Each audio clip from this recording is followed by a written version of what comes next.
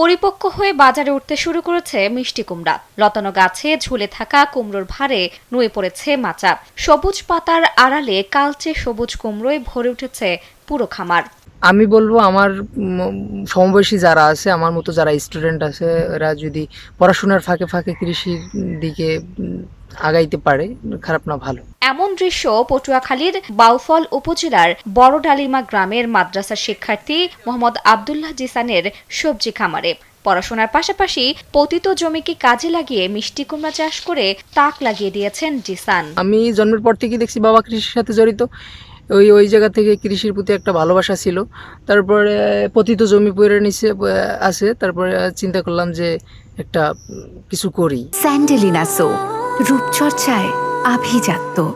বছরখানেক আগে গ্রামের এক আত্মীয়ের মিষ্টি কুমড়া চাষের সাফল্যে অনুপ্রাণিত হয়ে স্থানীয় বাজার থেকে ১২৫ টাকার হাইব্রিড জাতের মিষ্টি কুমড়ার বীজ কিনে আনেন। এরপর বাড়ির পাশের খালের পাড়ে পতিত জমিতে মাচা তৈরি করে চাষাবাদ শুরু করে আব্দুল্লাহ। ১৫৫ টাকার বীজ, আর মালচিন আছে ১২০০ টাকার, আর মাচাঙে আমার নিজস্ব কিছু বাঁশ আছে, আর আমি ২০০০ টাকার খুঁটি এই যে গোস ওগুলা কিনেছি। বীজ, মালচিং, মাচা তৈরি ও সার ওষুধে ১৫,০০০ টাকার মতো খরচ হয়েছে তার। এরপর মাত্র ৩.৫ মাসেই পান বাম্পার ফলন। এখন প্রতি কেজি ৬০ টাকা দরে স্থানীয় বাজারে বিক্রি হচ্ছে তার উৎপাদিত কুমড়া।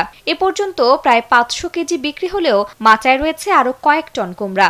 আমি ১১২ মাদায় করছি, এই মিষ্টি কুমড়া চাষ করছি। আমি প্রায় হাফ টন বিক্রি করছি, আরও প্রায় ১.৫ টনের কাছাকাছি বিক্রি করতে পারবো।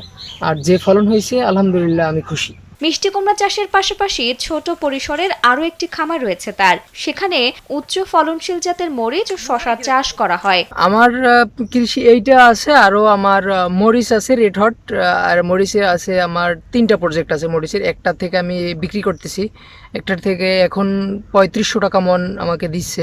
আর একটা আছে শসা গাছ আছে ৩০০, সেটাও মালচিন দিয়ে করা। উপজেলা কৃষি অফিস থেকে সব ধরনের পরামর্শ ও সহযোগিতা করা হচ্ছে বলে জানান উপজেলা কৃষি কর্মকর্তা কৃষিবিদ মোহাম্মদ মিলন।